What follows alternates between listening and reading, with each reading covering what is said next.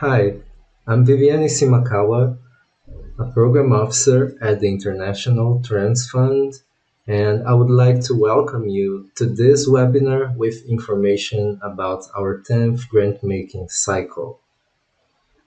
I hope this video is useful for you and your organization to prepare an application to our two types of grants. In this video, we will share information about the International Trans Fund with an overview of our grant-making cycles and information about who are we as a funder, and particularly sharing about our participatory grant-making philosophy. And we'll share information about our current open cycle 2026-27 with our priorities for funding, our eligibility criteria, some examples of what we fund or do not fund, and more specific information about the two grant types that we have available, Seed and Thrive. We'll also go through some examples or illustrations of an application in our online platform named Smart Simple with some tips for a good and strong application.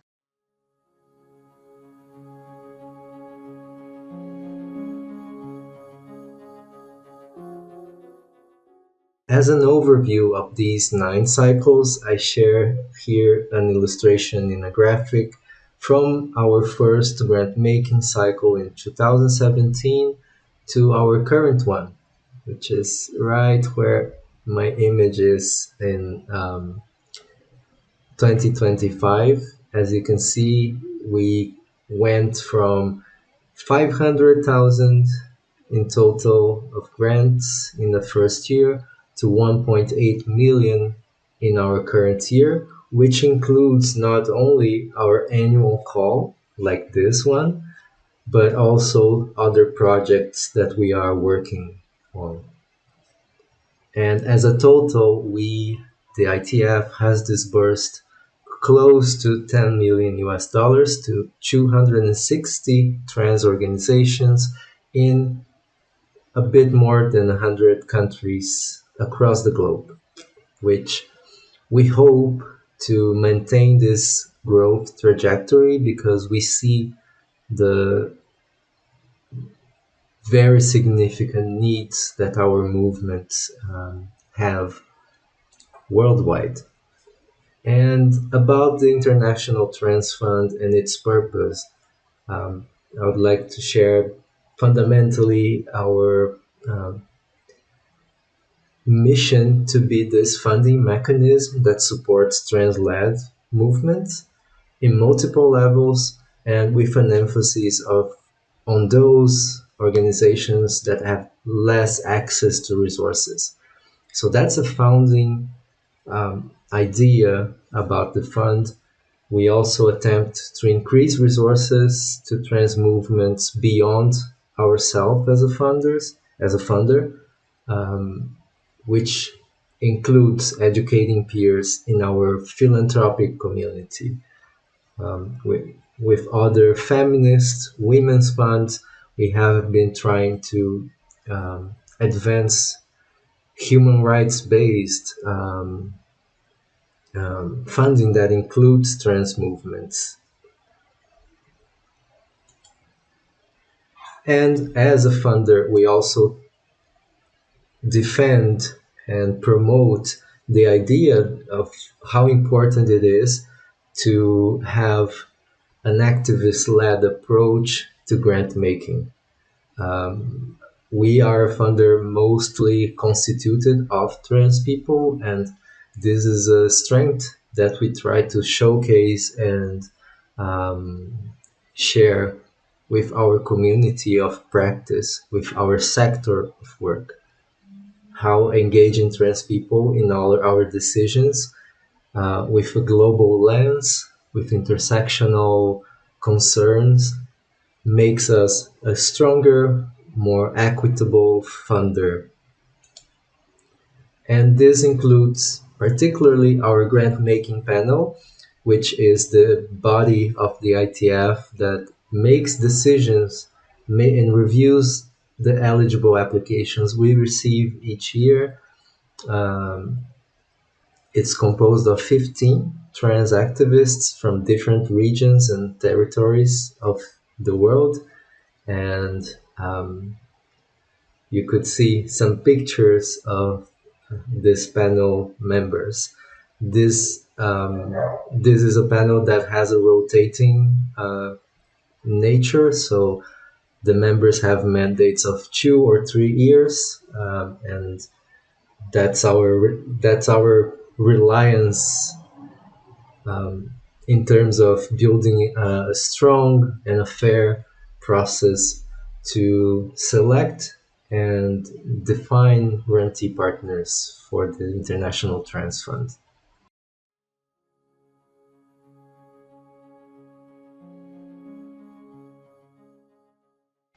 Regarding our 2026-2027 grants, we would like to share some specific information of this annual cycle that we've been holding for a couple of years. In this illustration, you can see a picture of our grant making panel members in 2020 in an online meeting that they held to select the grantees. For this cycle, we are keeping the same priorities from previous cycles. We attempt to fund a diversity of groups, including a diversity of regions, languages, gender identities, territories, strategies. We also prioritize reaching trans communities facing greater levels of marginalization. So, demonstrating, describing those marginalization aspects of in your work, in your context of work, is important, and particularly as well how your work has an intersectional perspective in responding to those issues. So we also attempt to support those whose work is intersectional and it is responding to these marginalization aspects that trans communities face across the globe. So towards social justice, movement building, and liberation. In terms of our eligibility criteria, we also have similar elements as in previous cycles. So, still keeping a strong emphasis on trans leadership, we we expect that our funding goes only to organizations that have trans people in decision-making roles with a strong reference number of 75% of the staff, spokespeople, board, or decision-making bodies having trans people, being trans people, 75% of the leadership being of trans people. And if this is not the case, of course, there's many explanations or exceptions or contexts in which it might not be possible, strategic, or just not the ways things happened in your movement. So we strongly recommend you to explain as best as possible um, why you are applying to the ITF grant, even though you're not composed by trans people to these levels. So explaining the situation is very important for us to review eligibility in this criteria. We also fund only groups that have an operational budget, an annual operational budget under 100,000 US dollars. We only fund groups uh, or initiatives carried out, idealized by groups, not an individual, and work that is focused on mainly focused on the trans communities, um, with a contribution to movement building. And when we use movement building, it means in contrast to only providing direct services to the community. Okay. For this cycle, we have two types of grants available, as in previous years, in the at least two previous years, with seed grants being ranging from 10,000 to 25,000 US dollars, and Thrive grants ranging from 25,000 to 50,000 US dollars. Both are for 1 year. Um, and returning to the idea of movement building as an eligibility criteria, I would like to share this list um, with many examples of what we regard as movement building for our grants. So it could mean awareness events, it could be related to capacity building, to training sessions, it could be media projects, it can be research, it can be community spaces, development of campaigns or manifestations, demonstrations. Sorry. Um, so it could be many things, and the idea is that you demonstrate how your work is not solely related to providing services to the community in the eligibility sense. Of course, we recommend that you highlight in general how your work is building community, is building movement, is strengthening a collective action in your territory. So we use these examples just to acknowledge the many strategies, tactics that our communities and movements have. And we are committed to supporting as much as we can innovative and creative initiatives, activities.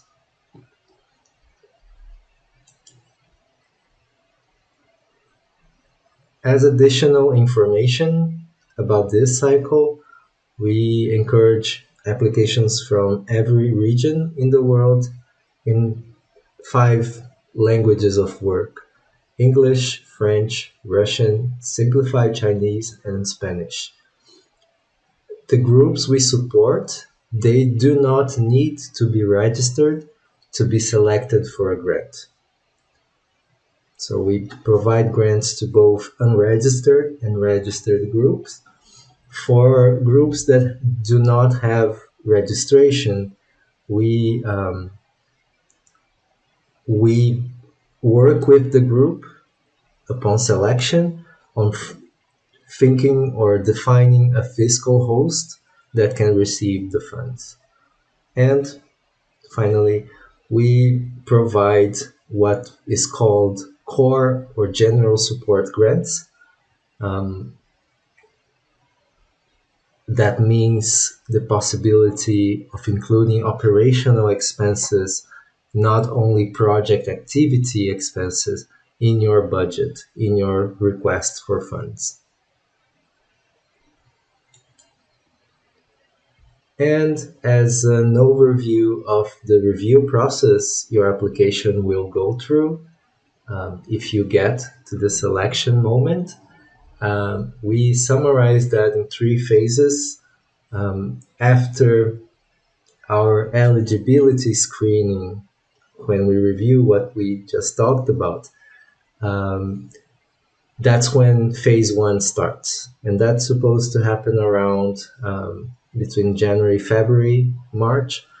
That's April. That's when each eligible application we receive is reviewed by two members of the panel.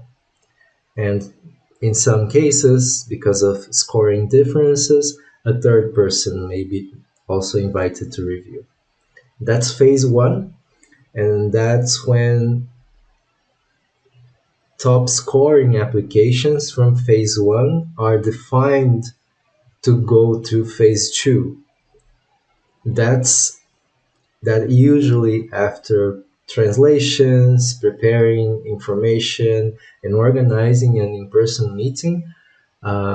Phase two happens with the review of every top scoring application by all the grant making panel members.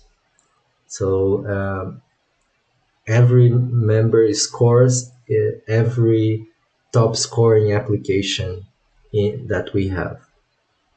And in this week of review, the reviewers from phase one, they are responsible to present and introduce the discussion about each application. Then, within that same week, for phase two, we have phase three, in which the GMP sees the ranking of the applications. They see that by region, and they have a final discussion to make adjustments to bring considerations beyond the scoring and define with that discussion, they define who are the grantees for the cycle. That's an overview. In our application guidelines, you have much more detail about this process and its timeline. And for this video, we'll stop at this, and we'll be sharing some more information about the application form and the online platform for your applications.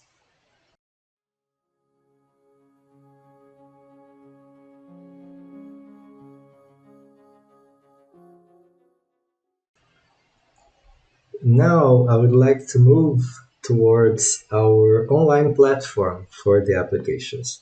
It's called Smart Simple. You may access it through this website, transfund.smartsimple.ca, and fundamentally there are two steps to submitting the application. The first one is to register your organization, and then you need to prepare your application with all the required information. As I mentioned, you may review the application guidelines and also a specific guide in about the Smart Simple platform for more details. And we are also, as a team, available if you need any specific support. So this is an illustration of our login page. When you access the platform, you may see the email and password fields, and in the bottom, if you're new to the system, there's a register button available. That's where you need to enter if it's your first time in the platform. But if you already applied to an ITF grant in previous cycles, in the last Smart Simple previous cycles, you may use the same access information, user and password, to enter the system. And you may also see the option for our working languages in the top right corner of the page.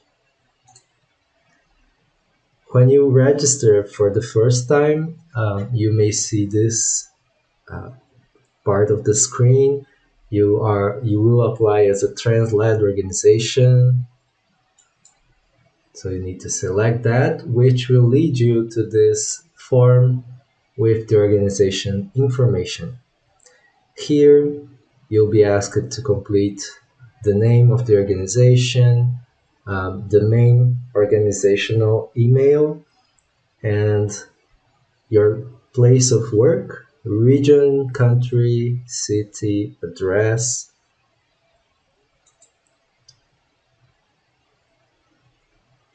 If you have any restrictions, also you may explain that in a separate note. If you have concerns about sharing details on your location, and please share as much as you consider to be safe in this process. Um, we also ask about your year of foundation of your organization, if you are formally registered, and also the language of communication. So also please review and select your preferred language here, because this will be the language used by the platform to interact with you. Registering your organization will also require you to add some contact information for the organization. So first name, last name, email and role, pronouns, and gender identity or expression. Completing this, you would submit and receive a confirmation in the platform and also an email from the system with a link to activate your account. So basically, that's the registration process, and we hope this flows smoothly. But if not, please reach out. That's the activation illustration of an illustration of the page for the account activation. You may see some requirements for the password, and by activating your account you may see this home page similar to that. In it you may see the first section on applications, and particularly the funding opportunities that will be available in this section. At any time, you may select the language of preference for the platform.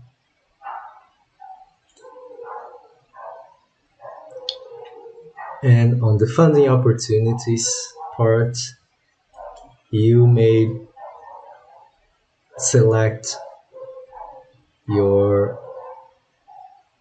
desired application type, seed or thrive.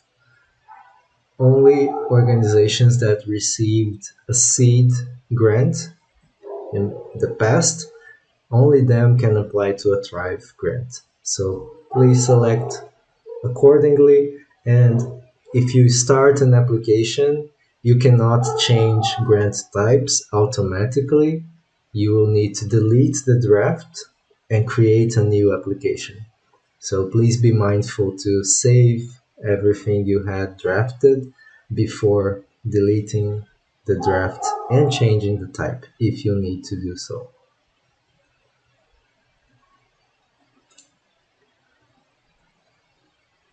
As a new grant, that's approximately the screen you will be seeing as you start. You may see some tabs which will explain shortly, but basically you may start with the contact information and save your draft as you start so you can continue that later. Okay, so in the contact information, just to recommend to you to add a secondary contact for the application, because this might facilitate if the primary contact has a restriction, has problems, and cannot edit at any moment. So having a secondary contact facilitates the process. And we also mention that you will need to provide two references about your work. You may see some information here, how we encourage you to think of references from previous funders, from partner organizations, or individual activists that are a reference in your context to be the ones that speak about your work in this selection process. So, strong notes about selecting good references for your application. And as you go into the project information tab, that's when you start to add the specific information about your grant request. And here, as we start, you may see that you can select video or manual application to be submitted. So we open the possibility, especially for groups who have limitations to provide a written application, to also be able to choose submitting a video application. When you select video, you will be able to see some questions that we recommend for the video to include, which are fundamentally the questions in part one of the written proposal. And with this, we hope that's a possibility, a way to facilitate for some groups to build a proposal, even though they might have limitations to organize and provide a written application. Okay, so please refer to the guidelines if you want to select this option, and you may find more details there. For the written application, we'll go through the content that is generally requested from you. So here you will see questions about the main issues facing trans communities in your context, what other organizations are working in your country, and how do you collaborate with them, and some questions about the composition and the beneficiaries of your work, like the gender identity or the populations you work with. That's in the part one of your application form. Then we move to the section where you will bring more specific information about the grant request itself. So in this illustration, you may see that one of the questions is an option related to your grant request, uh, asking you if you are requesting only 100% general support grant, if you are requesting or if you are requesting one that includes general support and has project activities. And you may as well request 100% project activity grant as well. With this, you also have a button to include your funding request and the different budget lines for that request. In Add Funding Request, you will find a pop-up window opening, and with a screen like this describing what's core support or general support and what is a project activity. Some examples of core support are salaries, rent, utilities, and project activities are more directly related to organizing an event, paying facilitators for a certain panel, transportation for attending an event, etc. So you may add the lines for these, your budget here in a summarized way. So general lines would are totally welcome, and um, you will have space to explain and um, tell your story about the reasoning for this budget. And just to add more info to this process, please provide as many details as possible so that the reviewers of your application clearly understand how you're going to use the grant. Only use US dollars for the numbers in your budget, and please review it carefully so that it is consistent in all the information you share in your form. Then, in the application form, you also see part 3 that involves the financial information that your group is requested to share.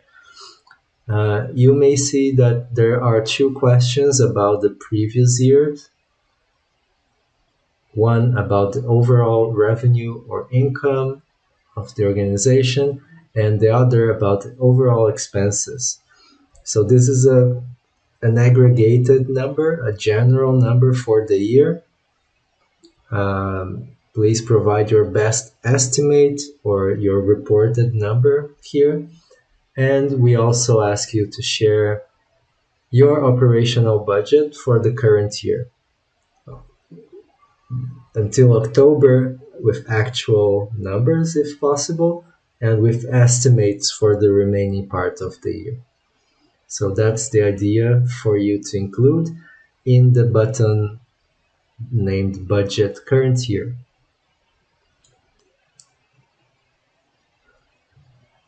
With the Budget Current Year, you will have another pop-up window and include each line of your budget in a summarized way as well. Also, we ask you to share some specific information about grants you may have received or that you are applying for. So we have 2 questions here. If you have received external funding before, if not, that's okay. But if you have, we ask you to share some of this information. And if you have applied to other funders this year as well. In Click to Add Funding Details, we ask you to share in different sections the information about your previous funders and current applications for funding. That's a pop-up you open when you click that button. You'll see the 2 parts of this page, one about previous grants and the other about current applications. And with these 3 parts of the form completed, reviewed, you may submit your application. We hope this process is as simple as possible. We strive to request as little details as possible from the groups, or to be as simplified of a process as possible. And we hope that you finalize your application on a timely basis, with the possibility of doing a collective and community consultation to define priorities, to define needs. And with this completed application, you will receive a confirmation message and then basically be ready to be reviewed by our team for eligibility and then by the grant making panel for their scoring and review.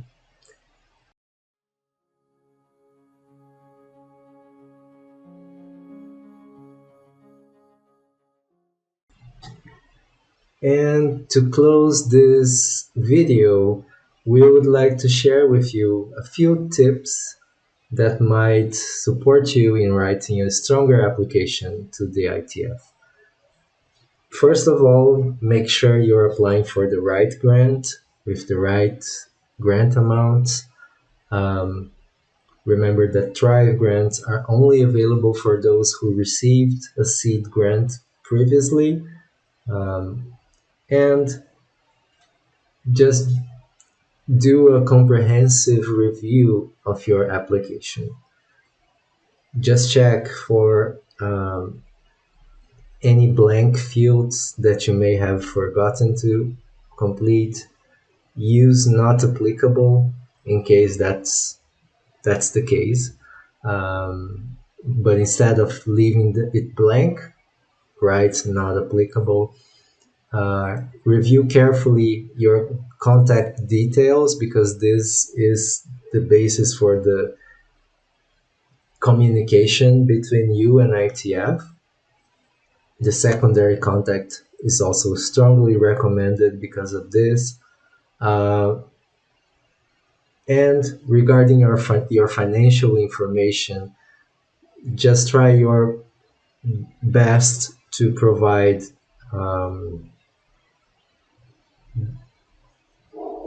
the best available information. That's the idea, right? In the funding request, in the financial information, just strive to build consistency and find a good design for this part. And considering that if your application is incomplete or is unclear, that might lead to a situation where it might be considered ineligible.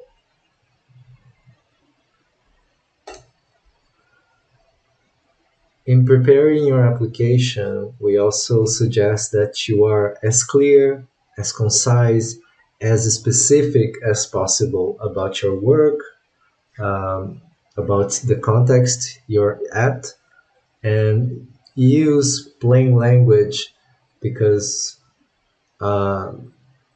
people are in different contexts and might not know the specifics of your space, of your territory.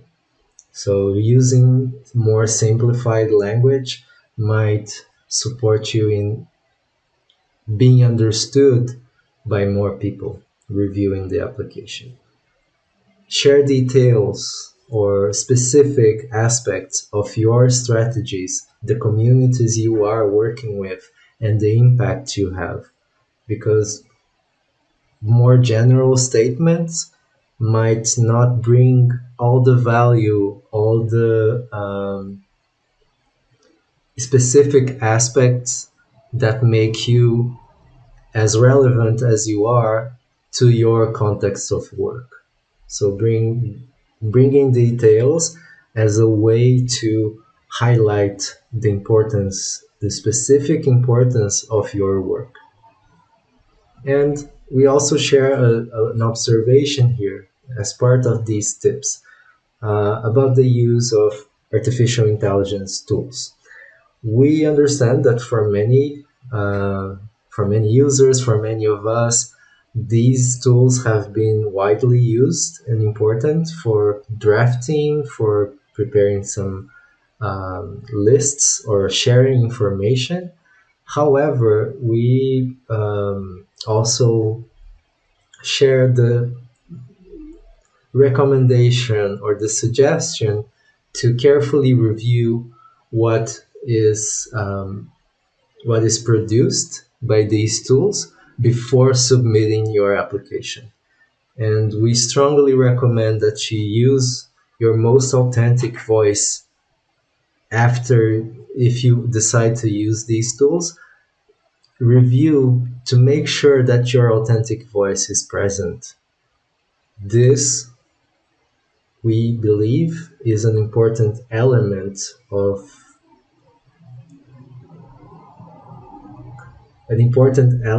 to convince the grant making panel that your organization is a strong candidate for funding.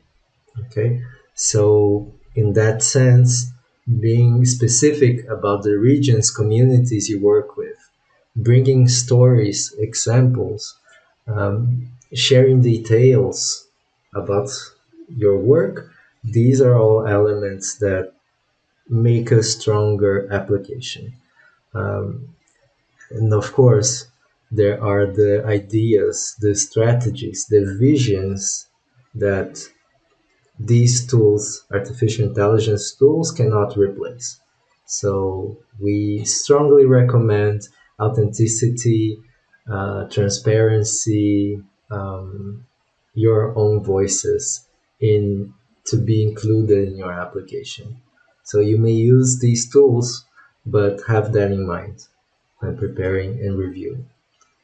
Also, take into account that your application will be reviewed by trans activists. However, they might not be very closely familiar with your context of work. So take that into consideration. Know that these trans activists um, have a general or a high level idea of trans rights, of trans struggles, but not necessarily a specific knowledge about your context. On the other side, you also may have a reviewer that knows your context deeply. So try to consider your audience when preparing your answers. We also recommend that you clearly describe the challenges that are specific to your community. So the context specific details are what will make the panelists, the reviewers, understand how your work is important. So that's the connection that we recommend you to elaborate in your application.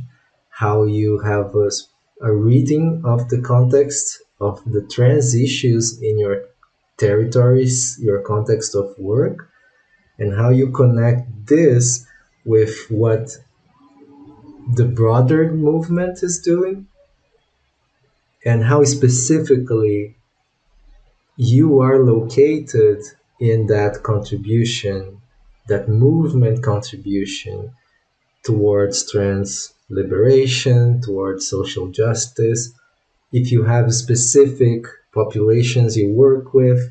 So highlighting these specific aspects of your work is very important in how you defend that the grant request you're making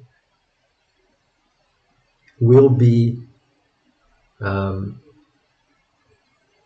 will be directed in a strategic way because your group responds to a critical problem in your community, because your group knows where it's standing and what it is doing within the environment of social movements, trans, LGBT, feminist movements, uh, whichever is relevant to your place.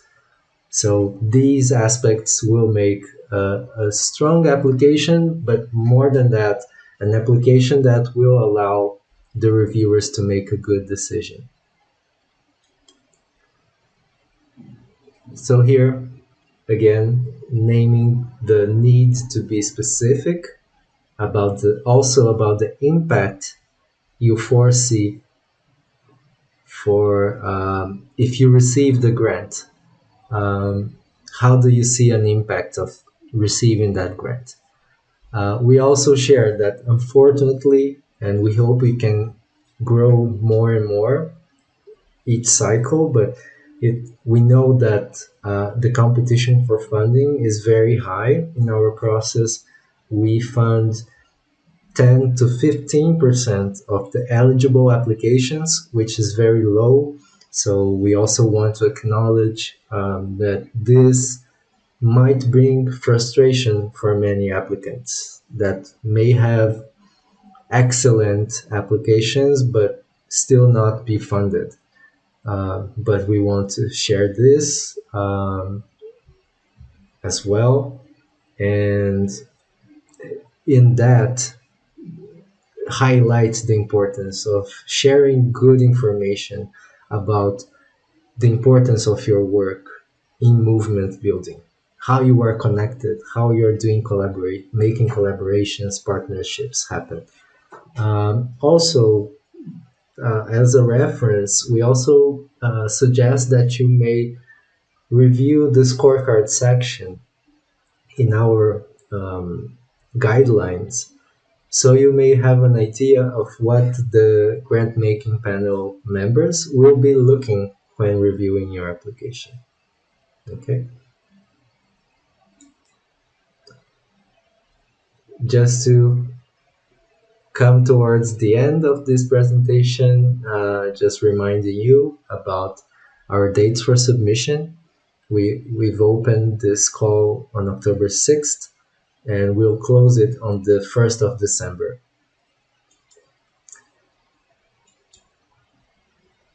We also would like to finally thank you for this, for being with us in this presentation, in this video. I hope it was useful for you to consider applying, and we are available if you need our support, any questions or doubts you may have. Thank you so much, and I hope you have a great day.